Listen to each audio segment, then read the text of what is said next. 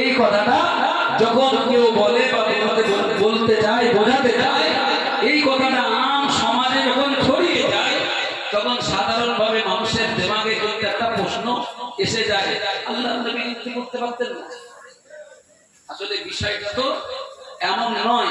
আমার আল্লাহ আমাদের যে গুণ জোগাড় করার যে দুনিয়ায় ধারা, এই ধারা থেকে, এই দুনিয়ার যেসব সৃষ্টির থেকে আল্লাহ পাক তাকে সম্পূর্ণ পবিত্র রাখলেন। কারণ তিনি বিশ্বনবী, বিশ্বগুরু। তিনি যদি কারো শিখতে যান, পড়তে যান, কারোর কাছ থেকে লেখাপড়া শিখতে যান, কেউ যদি তার লেখাপড়া শেখান, হুজুর আমার যত বড়ই নবী হন আর রাসূল হন, হুজুরের তো শিক্ষক হয়ে যাবে না? যাবে না? হুজুরের শিক্ষক হবে তো নাকি? আল্লাহ পাক দুনিয়ার কাউকে রাসূলুল্লাহ শিক্ষক বানাবেন। এই জন্য আমার আল্লাহ খোদি রাসূলুল্লাহ শিক্ষক হয়ে গেলে আমার হাবিব জানিয়েছেন, মাইকিদিল্লাহু বিহি খায়রান ফাতিহ ফিদ্দীন। আল্লাহ যার কল্যাণ চান, তাকে আল্লাহ দ্বীনের সঠিক সমাজ বুঝ দেন, সমাজ আর বুঝ দেন। ওয়াইন্নামা আনা কাসিমু ওয়াল্লাহু ইউতি।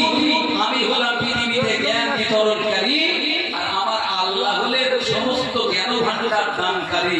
সমস্ত জ্ঞান ভান্ডার যাকে তো আল্লাহ আমায় দিয়েছেন, আর আমি সেটাকে বন্টন করেছি। জোরে বলে আচ্ছা, আল্লাহ পাক যত জ্ঞান, সব জ্ঞান রাসূলুল্লাহর ভিতরে দিয়েছেন, আর নবী আমার সেই জ্ঞান বন্টন করেছেন। আর কেউ যদি বলে রাসূলুল্লাহ লিখতে পড়তে জানতো না, ইলিটারেট ছিল, তিনি লক্ষ্যর পর্যন্ত জানতেন না, আল্লাহর হাবিব সম্পর্কে যদি এইরকম কথা বলা হয়, এতে হুজুরের সম্মান আপনারা বিচার করে বলবেন একটু, এতে সম্মান বাড়বে না খাটো হবে? খাটো হবে না? তোমার কি চুলকুনি হয়েছে? তুমি আর কিছু পাওনি যে নবী লেখাপড়া জানতেন কিনা? তুমি এখানে মাস্টারি করতে ভুল বুঝবেন না। আল্লাহ পাক দুনিয়ার এই কোথা থেকে আমরা যেসব অর্জন করি, এইরকম অর্জন রাসূলুল্লাহ করেননি। কারণ এই অর্জন করতে গেলে গুরু ধরতে হবে, শিক্ষক ধরতে হবে, ওস্তাদ ধরতে হবে, পীর ধরতে হবে। একটা কিছু না ধরে হবে না। আল্লাহর হাবিব যদি কাউকে ধরতে যান, তাহলে তো সে হবে রাসূলের গুরু, নবী হবেন তার শিষ্য। আল্লাহ পাক নবীকে রাহমাতুল লিল আলামিন, জগতের শ্রেষ্ঠ, জগতের সেরা নবী, নবীউল আম্বিয়া, নবীদের নবী, সাইয়্যিদুল মুরসালিন, সমস্ত রাসূলদের নেতা আল্লাহ তাকে বানাচ্ছেন। তিনি কারো কাছে লিখতে পড়তে যাবেন, এটা কি মেনে নেওয়া যায়? ভাইরা বাচ্চারা, মা বোনেরা, বোনেরা খুব যারা মনে করে রাসূলুল্লাহ 40 বছর বয়সে নবী, তারপরে রাসূল, তারা তার আগেটা মানে না। আমি আপনাকে বলি, না না, 40 বছর বয়সে রাসূলুল্লাহকে আল্লাহ পাক নবুয়তের দায়িত্বটা দিলেন, এবার নবুয়তের বোঝাটা চাপিয়ে দিলেন। আপনি যান মানুষের দরবারে সংবাদ দেন। নবী বলা হয় যিনি বার্তা বহন করেন। নাবাউন শব্দ থেকে এসেছে নবী, নবী মানে বার্তা বহনকারী। আপনি এই বার্তাটা মানুষের কাছে পৌঁছে দেন, লা ইলাহা ইল্লাল্লাহ ইন্নী রাসূলুল্লাহ, এই কালেমাটা মানুষকে আপনি পৌঁছে দেন। 40 বছর বয়স থেকে হুজুর আমার এই দায়িত্ব পালন শুরু করেছেন। কিন্তু মনে রাখবেন, রাসূলুল্লাহ যেদিন জন্ম লাভ করেছেন, সেদিন থেকে আল্লাহর নবী, নবী যখন মায়ের পেটে ছিলেন তখন থেকে আল্লাহর নবী, নবী যখন আলামে আরওয়াতে ছিলেন তখন থেকে তিনি আল্লাহর নবী, নবী তখন থেকে আল্লাহর নবী। যখন আমরা কেউ সৃষ্টি হইনি, জিন ইনসান কিছুই সৃষ্টি হইনি, যখন থেকে আমার আল্লাহ কুল কায়নাত বানিয়েছে, আমার হাবিবুল্লাহ জানিয়েছেন, আউয়ালু মা খালাকাল্লাহু নূরি। এই হাদিসটা 6 পর্যায়ে এসেছে, 6টা বিষয় সম্পর্কে বলা হয়েছে। হুজুর জানিয়েছেন 6টা বিষয় আল্লাহ সবার আগে সৃষ্টি করেছেন। একটা হাদিসে এসেছে, আউয়ালু মা খালাকাল্লাহুল আরশ, আল্লাহ পাক সর্বপ্রথম আরশকে বানিয়েছেন। আউয়ালু মা খালাকাল্লাহুল কলাম, আল্লাহ পাক সর্বপ্রথম কলম বানিয়েছেন। আল্লাহ সর্বপ্রথম আসমান, সর্বপ্রথম আরশ বানিয়েছেন। আল্লাহ সর্বপ্রথম কলম বানিয়েছেন। আল্লাহ পাক সর্বপ্রথম কি বানিয়েছেন? এই ব্যাপারে 6টা রিওয়ায়াত এসেছে। আর একটা রিওয়ায়াত হলো আউয়ালু মা খালাকাল্লাহু নূরি, আল্লাহ হাবিব বলেন, আল্লাহ সর্বপ্রথম আমার নূরকে পয়দা করেছেন। জোরে বলেন সুবহানাল্লাহ। নবী কখন থেকে নবী আল্লাহ রাব্বুল আলামিন তখন থেকে নবী বানিয়েছেন। হুজুর আমার বলে কুনতু নবী আমি তখন থেকে আল্লাহর নবী, আল্লাহ পাক তখন থেকে আমায় নবী বানিয়েছেন। যখন হযরত আদম আলাইহিস সালাতু ওয়াস সালাম বাইনাল মাই ওয়াত তিন, আদমের যখন কোনো অস্তিত্ব হয়নি, আদম যখন পানি আর পানি আর মাটির মাঝখানে আদমের যখন অস্তিত্ব হয়নি, তার আগে আল্লাহ আমায় নবী হিসাবে বানিয়েছে। আর একটু মহব্বত করে সুবহানাল্লাহ। আদম যখন বাইনাল মাই ওয়াত তিন, পানি আর মাটির মাঝখানে, তার মানে আদমের কোনো অস্তিত্ব হয়নি, তখন থেকে আমি নবী। মানেন না? মানেন না? অবশ্যই। 40 বছর বয়সে নবুয়তের প্রকাশ ঘটেছে, নবুয়ত আর রিসালাতের প্রকাশ ঘটেছে, কিন্তু রাসূলুল্লাহ নবী হয়ে এসেছেন। দুনিয়ায় যত নবী রাসূল এসেছেন তারা সবাই জানতেন যে আমরা শেষ মেসেঞ্জার নয়, শেষ নবী নয়, আমাদের পরে আর একজন শেষ পয়গম্বর তিনি আসবেন, তিনি হবেন নবী আখিরুজ জামান, নবী আখিরুজ জামান সাইয়্যিদনা মুহাম্মদুর রাসূলুল্লাহ সাল্লাল্লাহু আলাইহি ওয়াসাল্লাম, তিনি হবেন শেষ নবী। হযরত ইব্রাহিম খলিলুল্লাহ আলাইহিস সালাম আমাদের জাতির পিতা না? তিনি দোয়া করছেন রব্বানা আবাস ফীহিম রাসূলাম মিনহুম ইয়াতলু আলাইহিম আয়াত ওয়া ইউআল্লিমুহুমুল কিতাব ওয়াল হিকমা ওয়া ইউযাক্কিহিম। আচ্ছা, ইব্রাহিম আলাইহিস সালাম কত আগে এসেছে? ইব্রাহিম আলাইহিস সালাম কত আগে এসেছে? আমার রাসূলুল্লাহ পরে এসেছেন আগে? বলেন, রাসূলুল্লাহর আগে ইব্রাহিম খলিলুল্লাহ এসেছে? তো ইব্রাহিম খলিলুল্লাহ কত আগে এসেছে? তিনি আল্লাহর কাছে ফরিয়াদ করছেন, আল্লাহ আপনার প্রতিশ্রুত রাসূল, আপনার প্রতিশ্রুত নবী যার মর্যাদা আপনি সবার চাইতে বেশি দিয়েছেন, আল্লাহ আমি দোয়া চাচ্ছি রব্বানা ওয়াস ফীহিম রাসূলাম মিনহুম ইয়াতলু আলাইহিম আয়াতিকা ওয়া ইউআল্লিমুহুমুল কিতাবা ওয়াল হিকমা।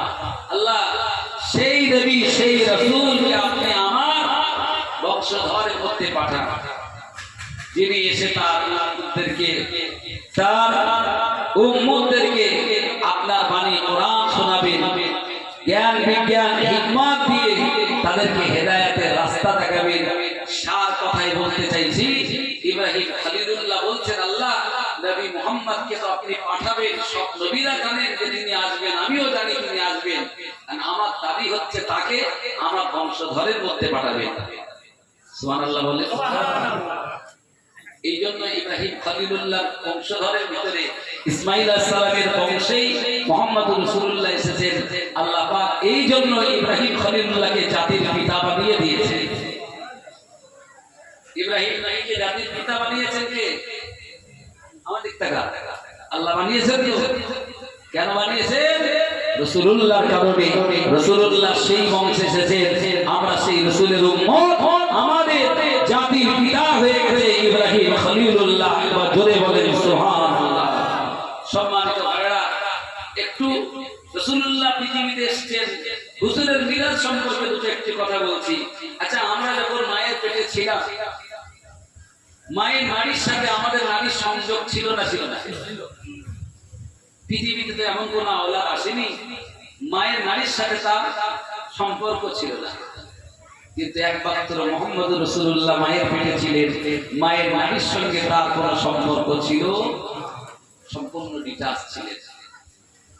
আমরা যখন মায়ের পেটে ছিলাম, অটোমেটিক্যালি মায়ের বন্ধ হয়ে গেল, সেই রক্তটা বাইরে এলো না, সেই রক্তটা বিশেষ নারীর সাথে আমাদের শরীরে সেটাকে পুশ করা হয়েছে, সেইটার সাথে আমরা অক্সিজেন পেয়েছি, রক্ত পেয়েছি, খাদ্য পেয়েছি, মায়ের উদরের ভিতরে আমরা বড় হয়েছি। বলেন না সুবহানাল্লাহ। কিভাবে বড় হয়েছি? ও মুসলমানগণ, খুলে শুনুন, কোরআন বিবরণ দিয়েছে, ইয়ানজুরুল ইনসানু মিম্মা খুলিকা মিন মাইন দাফিকিন ইয়াখরুজু মিন বাইনিশ সুলবি ওয়াত তারাইমি। আল্লাহ কোরআনে দিয়েছেন, ইয়ানজুরুল ইনসানু মিম্মা খুলিকা কিভাবে তাদেরকে বানানো হয়েছে, কিভাবে সৃষ্টি করা হয়েছে। আল্লাহ পাক তাদেরকে সৃষ্টি করেছি, কেমন ভাবে সৃষ্টি করেছি।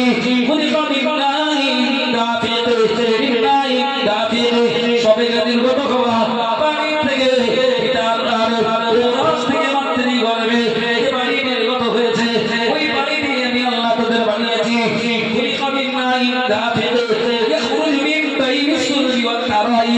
যে পানি নির্গত হয় মানুষের পৃষ্ঠদেশ মেরুদণ্ডের হাড্ডি থেকে, আর মায়েদের আমাদের জননী মায়ের সিনার ভিতরে সিনা থেকে ও আল্লাহর বান্দা এই সন্তান মায়ের ঔরসে বা মায়ের গর্ভে আসে, পিতার ঔরস থেকে। আল্লাহ পাক কোরআনে বলছেন, আমরা মনে করি সন্তান আমরা জন্ম দিই, আমরা মনে করি সন্তান আমরাই জন্ম দিই, আমরা মনে করি সন্তান আমরাই তৈরি করি। না না না, ও মুসলমানদেরকে দিন সন্তান তৈরি ওসিলা হলো মাতার পিতা, সন্তান তৈরি সন্তান উৎপাদনের ওসিলা হলো মাতা পিতা। কিন্তু মাতা পিতা সন্তান তৈরি করতে পারে না, সন্তান তৈরি হয় আমার আল্লাহর কুদরতে। যদি সন্তান আমাদের ইচ্ছায় তৈরি হতো, কোন কালো সন্তান কেউ নিত না। কথা বলে না, দুটো একটা অ্যাবনরমাল হয়, অ্যাবনরমাল পর্যন্ত এগুলো থেকে আমি কাউকে ঘৃণা করছি না। কোন বাবা কোন মা এরকম অ্যাবনরমাল সন্তান নিত? দুটো একটা পেতনি বানা হয়, ওই পেতনি বানা কেউ নিত? হ্যাঁ, কথা বলে না। আচ্ছা, আমরা যারা বাবা হয়েছি, সন্তানের বাপ যারা হয়েছি, আমাদের সন্তান দুটো পাঁচটা যা হয়েছে, আচ্ছা সবগুলো কি সেম টু সেম একেবারে হুবহু এক হয়েছে?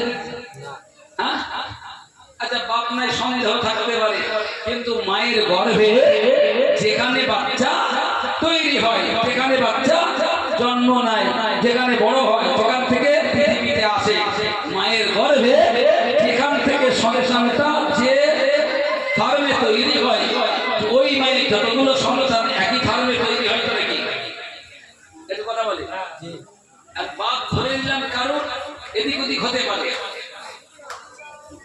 কিন্তু মা তো আর এদিক ওদিক হবে না। ওই মায়ের যতগুলো সন্তান একই ফার্মে তৈরি হচ্ছে, একরকম হয়? কথা বলে না কেন? একটা মায়ের 10টা সন্তান যদি হয়, 10 জনকে লাইনে দাঁড় করিয়ে দেন, একটার সঙ্গে আর একটার হুবহু মিল বলে হবে না। কেন হবে না? সন্তান মা বাপ তৈরি করে না, সন্তান তৈরি হয়।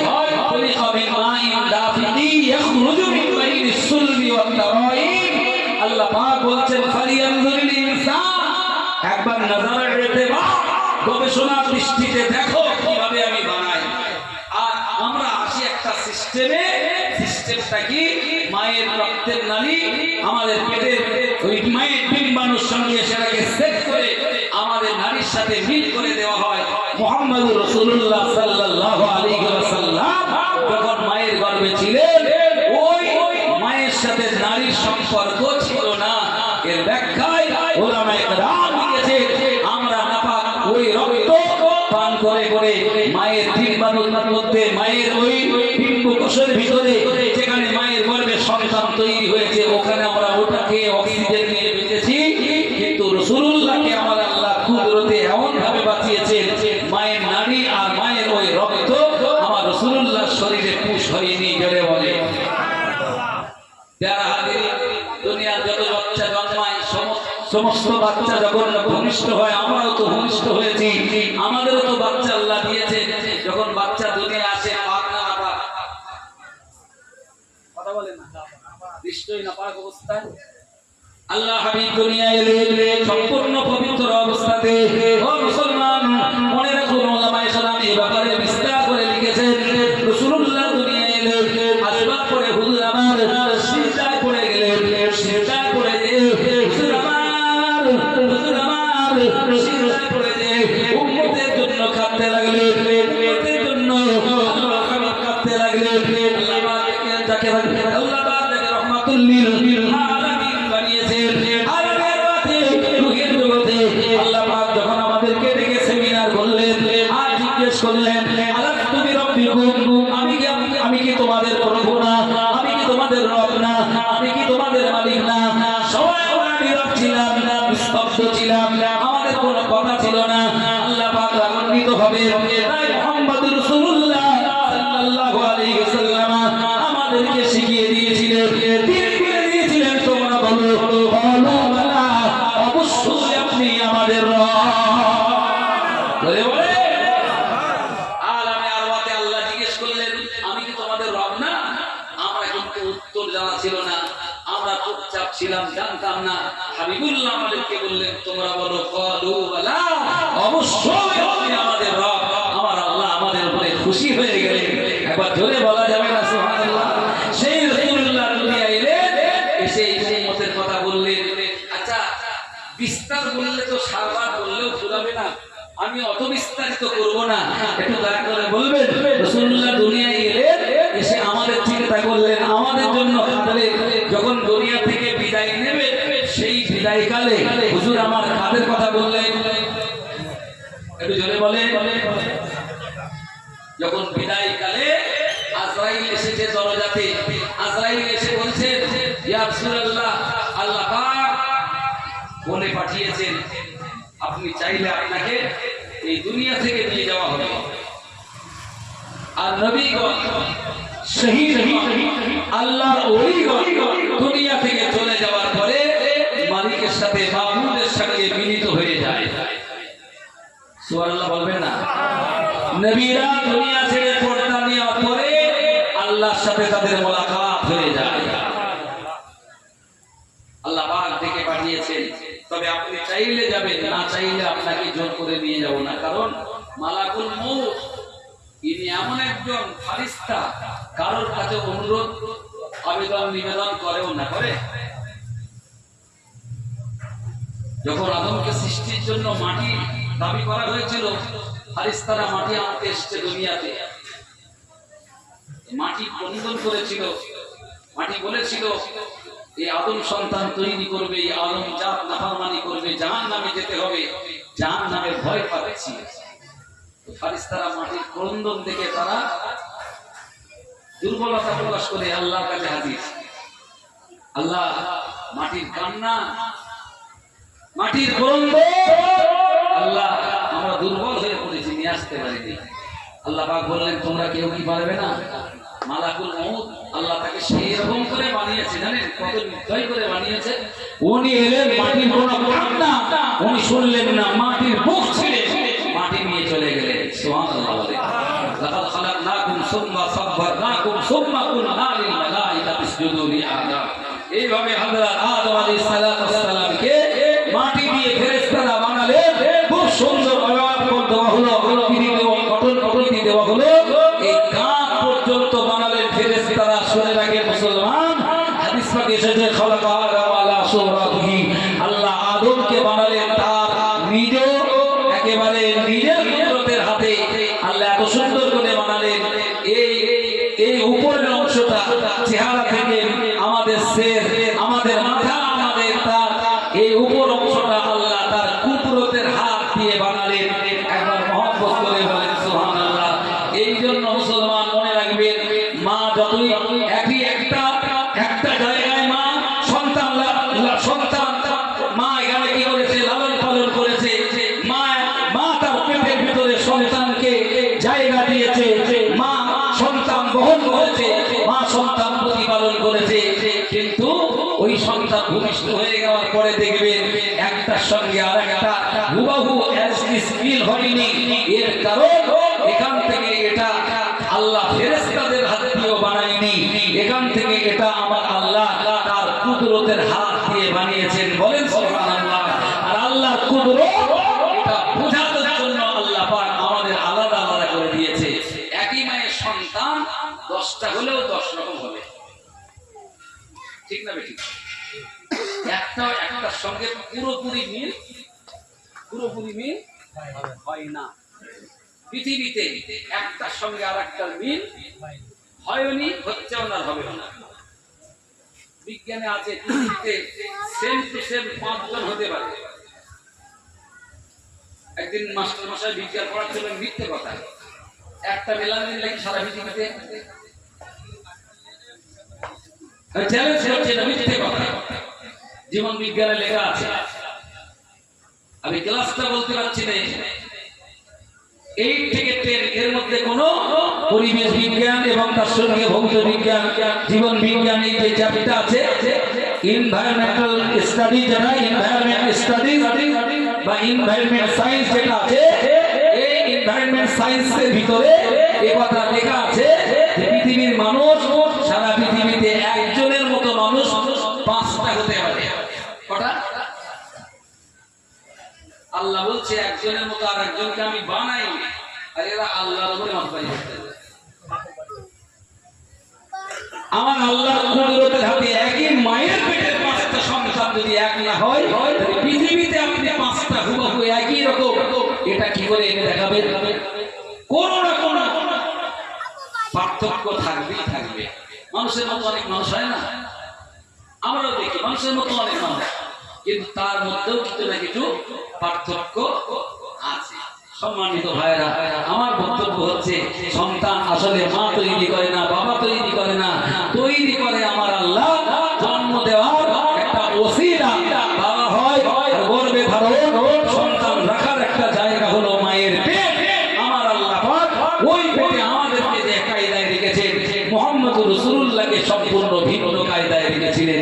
সুবহানাল্লাহ বলে। আমার রাসূলুল্লাহ যখন মায়ের গর্ভে,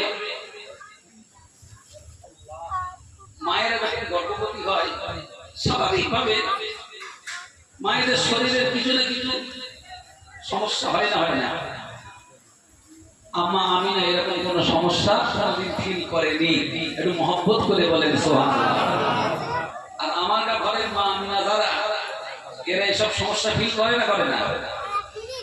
কথা বলে না? আরে আগে যারা আমরা মায়ের গর্ভে ছিলাম, আমরা তো যাই ছিলাম ভালো, এখন যা গর্ভে আসতেছে, আজকাল আগে থেকে ডাক্তার আসলে ডাক্তার, হ্যাঁ, ও যত মাস থাকবে, মাসে একবার করে না সপ্তাহে একদিন করে, কথা বলে ডাক্তার পুরো রিজার্ভেশন করে, গাইনো ডাক্তার। আবার লজ্জাজনক কথা, এই মায়েদের ট্রিটমেন্টের জন্য পুরোই ডাক্তার। আর এখন ডাক্তার মানে বুঝতে পেরেছেন তো, শুধু প্রেসক্রিপশন আছে, শুধু কি করছে, শুধু শুধু পরীক্ষা, শুধু পরীক্ষা। আচ্ছা, এরা কি আল্লাহর উপরে তাওয়াক্কুল ভুলে গেছে নাকি? একটা অপ্রাসঙ্গিক কথা বলছি, এখনকার বাচ্চাগুলো 95% সিজার করতে হচ্ছে, কিন্তু এখানে যত মুরব্বী আছে, আমার বয়সী যারা আছে, আমার বয়সের উপরে যারা, বলেন তো আমাদের মানুষ সিজার লেগেছে? আর সিজার লেগেছে? আমি কিছুদিন আগে বাঁকুড়া জেলাতে শালবনি জঙ্গলের পাশে জলসায় গিয়েছিলাম। তো ওদের পাশাপাশি হাতি বাস করে জঙ্গলে, ওরা হাতির সঙ্গে প্রায় সাক্ষাৎ করে, হাতি আসে। তো ওদেরকে বলছিলাম যে মানুষের চাইতে হাতির বাচ্চা তো অনেক বড় হয়, হাতি এত বড় বাচ্চা হয়, ওর তো সিজার লাগে না, আর এই টুকানি বাচ্চা হতে এত সিজার লাগে কেন? আমাদের লাগলো না, এখন লাগছে কেন? ভুল বুঝবেন না। এর কারণ হচ্ছে আগেকার মায়েরা বেশিরভাগ গরিব ছিলেন, মা বাবা গরিব ছিলেন, সন্তান আল্লাহ দিতেন, আল্লাহ পাক সন্তান বানাতেন, তৈরি করাতেন। ওই সন্তান দুনিয়ায় আসার দায়িত্বটাও মা বাবা আল্লাহর উপরে তাওয়াক্কুল করে দিতেন, আল্লাহর উপরে ছেড়ে দিতেন। আল্লাহ আমার কিছু করার নেই, যা তোমার। এদের ভরসাটা ছিল 99.9% আল্লাহ। ওই জন্য আল্লাহ পাক সন্তান দিতেন, সন্তান মায়ের গর্ভে আল্লাহ বানাতেন। ওই সন্তান দুনিয়ায় কিভাবে আসবে আল্লাহ পাক তার একটা ব্যবস্থা করে দিতেন। জোরে বলে, আর একটু জোরে বলে। আর এখন আর সন্তান কি আল্লাহ দিচ্ছেন, এরা নিজেরা নিজেরা ঠিক করে নিচ্ছে। এই গাড়ির পিছনে দেখবেন 3টি ছবি আছে, একটা লেডিস, একটা জেন্টস, আর একটা বাচ্চাদের চাইল্ড। তো ওদের লেখা আছে আমরা দুই, আমাদের এক, ছোট পরিবার, সুখী পরিবার। তোমরা দুই, তোমাদের এতে তুমি সুখী পরিবার, শান্তির পরিবার খুলছে। তুমি জানো কোরআন বলেছে লা তাকতুলু আওলাদাকুম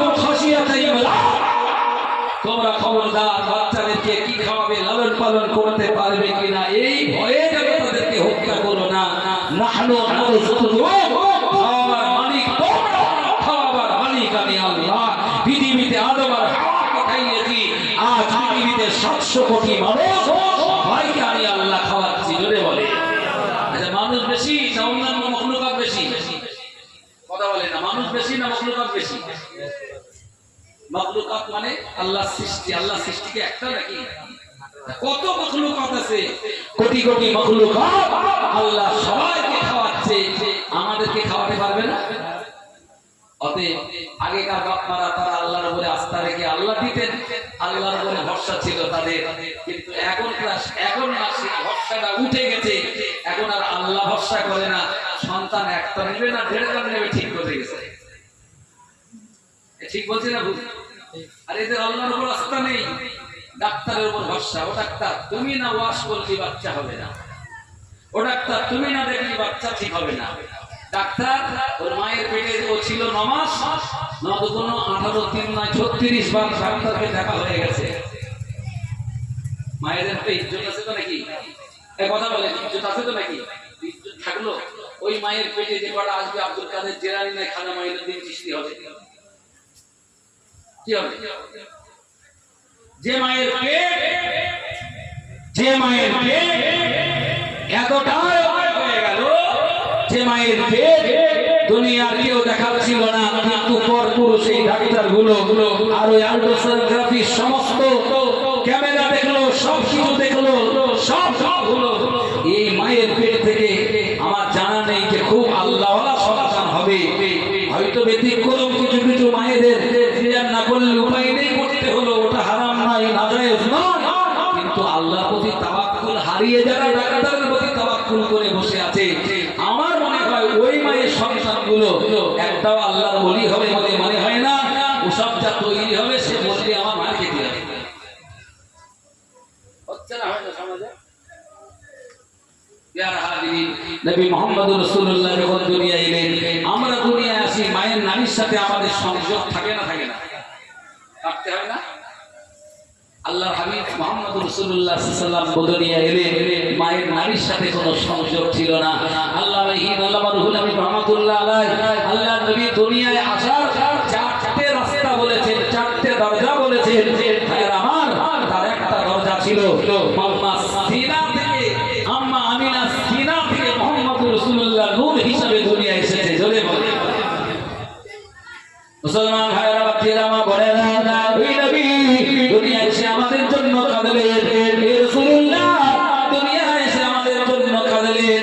হুজুর আমার দুনিয়া থেকে যেদিন চলে যাবে, আজরাইল ঘরে প্রবেশ করলেন। হুজুর আমার বললেন, আজরাইল কি খবর নিলে? ইয়া রাসূলুল্লাহ, হাবিবাল্লাহ, আল্লাহ পাক আপনাকে বলে পাঠিয়েছে যদি আপনি যান তাহলে আমি আপনাকে নিয়ে যেতে এসেছি, যদি না যান আপনাকে নিয়ে যেতে পারবো না। হুজুর বললেন, আমি দুনিয়া ছেড়ে আমার মালিক আল্লাহর সাথে মোলাকাত করতে চাই, আমার মালিকের সঙ্গে জরুরি দেখা করতে চাই, আল্লাহর সাথে আমার দিদার চাই। তবে আজরাইল একবার বলো না, দুনিয়া ছেড়ে যখন আমি পর্দা নেব, আমি রাসূলুল্লাহ দুনিয়া থেকে পর্দা নেব, চলে যাব। দুনিয়া থেকে চলে যাওয়ার পরে আমার অগণিত উম্মাত, আমার কোটি কোটি উম্মাত যারা রাসূলুল্লাহকে দুনিয়াতে পাবে না, হায়াতে নবীকে পাবে না, আমি রাসূলুল্লাহ দুনিয়া ছেড়ে যখন কবরে চলে যাব, জিবরাইল ও আজরাইল ওই সময় আমার উম্মতের জিম্মাদারি কে নেবে, আমার উম্মতের দায়িত্ব ভার কে নেবে? যদি জিবরাইল একটু পাঠাতে, জিবরাইলের সঙ্গে একটু কথা বলতাম, জিবরাইল এসে রাসূলকে সালাম জানালেন, ইয়া রাসূলুল্লাহ, হাবিবাল্লাহ, আপনার মনের খবর আল্লাহ পাক তিনি জানেন, আল্লাহ পাক তিনি জানেন।